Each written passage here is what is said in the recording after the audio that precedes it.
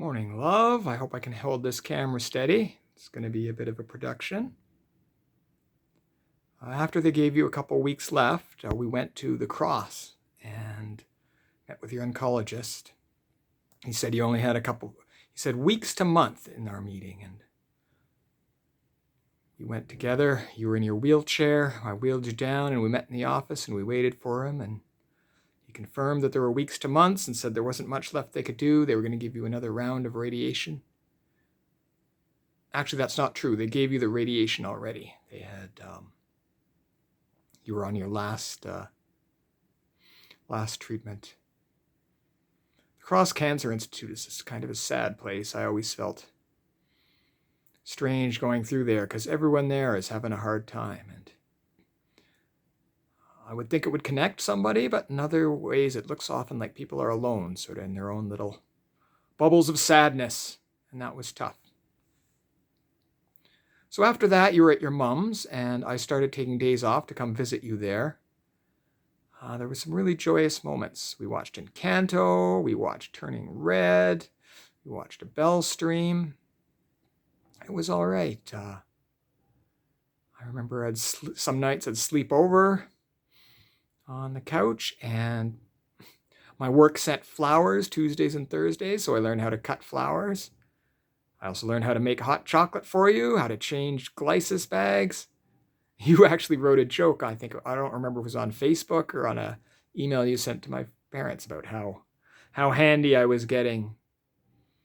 And I remember saying all those things. I mean, I believed that you could do them yourself if you needed them, but they were just ways to say I love you. And I am so grateful that you let me do that for you. Oh, phone is wiggling. There we go. I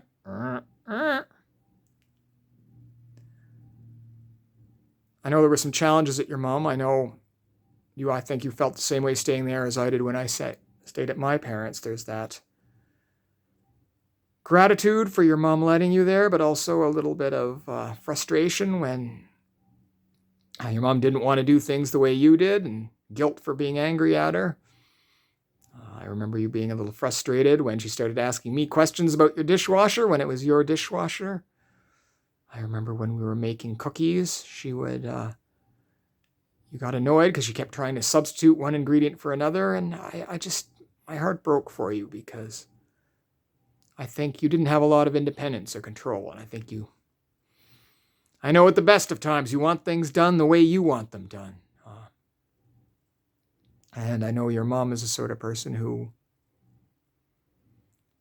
likes to give people what she wants to give them. And sometimes that isn't what they asked for. And it can be a bit overwhelming. But you did great. And like I said, I've been talking to your mom now and then since you've been gone. And things have been better. It was stressful for me feeling torn between the two of you. But I always picked your side, darn it.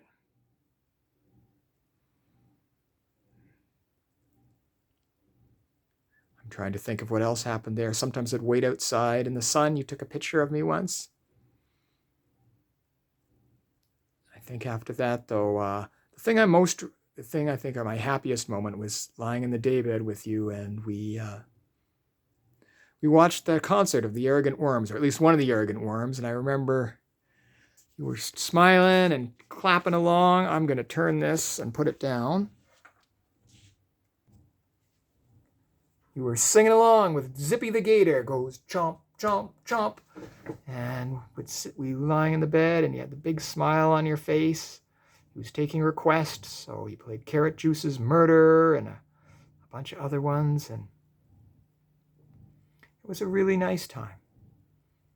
And then after that, I think it was the weekend after that, one of the hospices called on the Friday and you weren't ready to go, but by the Monday you decided it was time to move out of your mom's and into hospice care.